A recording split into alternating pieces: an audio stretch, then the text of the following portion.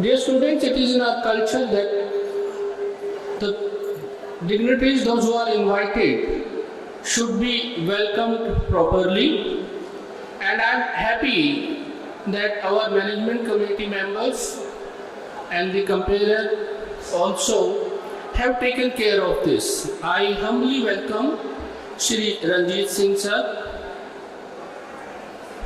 Sir is the special commissioner in the Industries Department of Government of NCT, and I also give my warm welcome to our very famous pop singer, like brother he is Shri Shankar Sahni ji.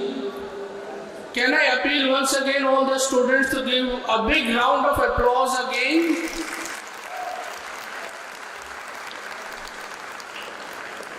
I welcome all other dignitaries of management committee. We have our guest, Ms. Jaiswal as well.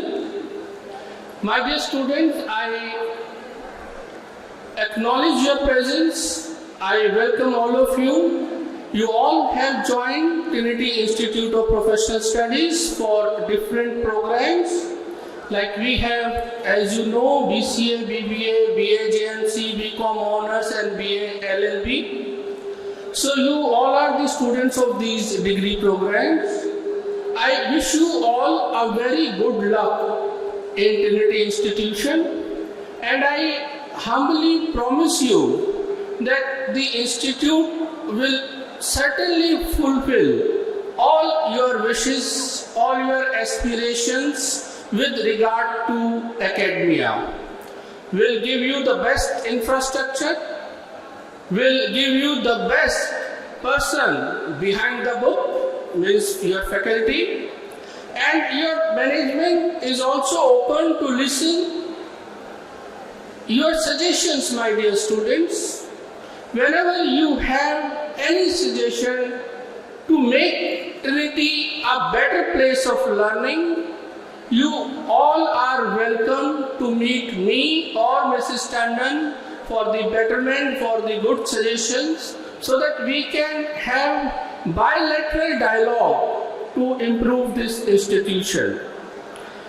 My dear students, I am proud to inform you that I am a son of a teacher. So we know the academics, we know how to run academic institutions. Our late founder Shri O.P. Tandon sir, my father as well, worked in two shifts. Morning shifts for his own schools and in the afternoon in a government school. So we know hard work as well, our family knows it. And on this hard work only, I would like to emphasize my today's statement. My dear students, you might be knowing the founder of Infosys, Shri Narayan Murthy ji. Narayan मूर्ति जी भी एक बहुत साधारण परिवार में पैदा हुए और उनके फादर के पास इतने पैसे नहीं थे कि वो आईआईटी की फीस भर सके। इस वजह से उन्हें जो ग्रेजुएशन है बेंगलुरु के किसी कॉलेज से करनी पड़ी, पर उसके बाद उन्होंने खुद पैसे जुटाए और पोस्ट ग्रेजुएशन में आईआईटी में उन्होंने एडमिशन लिया। पहले इलेक्ट्रिकल स्ट्रीम में लिया और 2 महीने बाद एक सेमिनार देखने के बाद उन्होंने अपनी स्ट्रीम चेंज करके आईटी स्ट्रीम की और भारत की पहली और सबसे बड़ी आईटी इंडस्ट्री इंफोसिस को बनाया। और उसके बनाने से पहले जॉब करी, पर वो एंटरप्रेन्योर बनना चाहते थे। पहली जो उन्होंने कंपनी बनाई उसमें फेलियर उन्होंने देखा और उसके बाद जब इंफोसिस बनाई तो अपनी वाइफ से 10,000 रुपए लेकर उन्होंने उधार पैसे लिए और उस कंपनी इंफोसिस को बनाया अपने फ्रेंड्स के साथ। और एक अमेरिका से उन्होंने कॉन्ट्रैक्ट भी किया। कुछ समय कंपनी अच्छी चली, कॉन्ट्रैक्ट फिर खत्म हो गया, तो फिर क्राइसिस आए। बट वो इतने ज्यादा दृढ़ निश्चय रखते थे, कमिटेड थे, डिटरमिन्ड थे कि उन्होंने अपनी कंपनी को क्रैश नहीं होने दिया और इन्फोसिस को देश की टॉप जो है ना कंपनी बना के छोड़ा। माय डियर स्टूडेंट्स, मैंने इनका अभी आपके सामने क्यों जिक्र किया, नारायण मूर्ति जी का? मैंने इसलिए जिक्र किया कि इनकी अभी एक लेटेस्ट स्टेटमेंट आई है। वो लेटेस्ट स्टेटमेंट क्या आई है कि अगर हम चाइना की अर्थव्यवस्था के समकक्ष एट पार अगर आना चाहते हैं तो हर भारतीय को 70 घंटे in a week, 70 hours in a week, every individual has to work to compete China. China की जो अर्थव्यवस्था है वो 15 लाख करोड़ की है। हमारी अर्थव्यवस्था है 3 लाख करोड़ की, 5 गुना चाइना हमसे आगे है।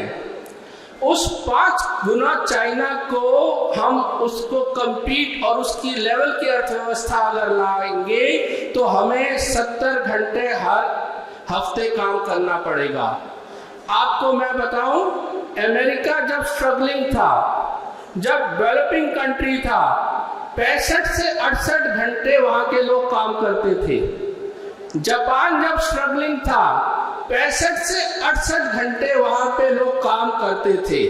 आज वही अमेरिकन, वही जापानीज 35 घंटे काम करते हैं, क्योंकि 68 घंटे काम करने पर जो उन्होंने सफलता कायम कर ली है, पूरा विश्व अब उनकी तरफ देखता है, वहां के वीजा को तरसता है, वहां जाके सेटल होना चाहता है। तो उन्होंने अपना एक लेवल मेहनत करके बना लिया। वो स्टेज आज भारत की है। हमारे पास 92 crore, we have 92 crore of work force, human resource 92 crore है हमारे पास। चाइना के पास ह्यूमन रिसोर्स वर्क फोर्स में 91 करोड़ है। हम चाइना से ज्यादा वर्क फोर्स इस देश में लिए बैठे हैं, फिर भी हम किस पायदान पे हैं अर्थव्यवस्था के नाम पर, वो आप सब जानते हैं।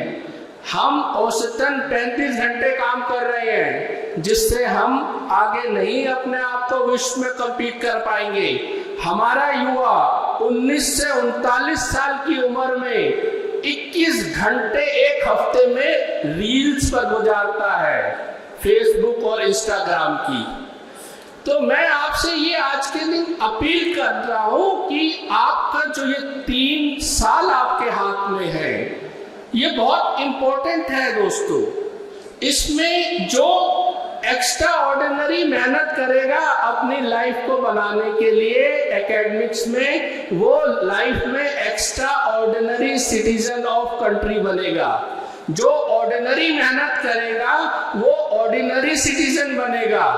आपके हाथ में आपकी चॉइस है, क्या बनना चाहते हो, ordinary citizen, extra ordinary citizen, ये आपको देखना है। क्योंकि अब आप या तो एडल्ट हो गए हैं या एडल्ट होने जा रहे हैं। स्कूल में एक क्लास बंक करते हुए पसीने आते थे बच्चों को, हम देखते हैं। फिजिकल टीचर पकड़ लेगा, कोऑर्डिनेटर पकड़ लेंगी, फ्लोर इंचार्ज पकड़ लेगा, पेरेंट्स आ जाएंगे। यहाँ कॉलेज में बंक मारने पर बहुत मुश्किल से ही पकड़े जाओगे, मुझे पता है।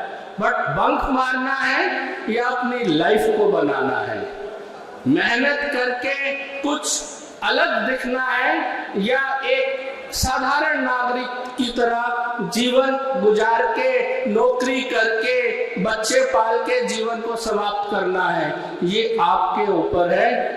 आप अपने भविष्य के निर्माता खुद हैं। आज के दिन जो फ्रेशर्स डे है, आपका स्वागत करने का दिन है। मैं सिर्फ एक ही मूल मंत्र देता हूं आपको कि मेहनत, मेहनत और मेहनत, इसका कोई विकल्प नहीं है।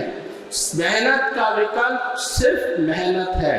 So be hard working student of this college and do achieve something in life. With this, I conclude my words. Thank you so much for listening me so patiently.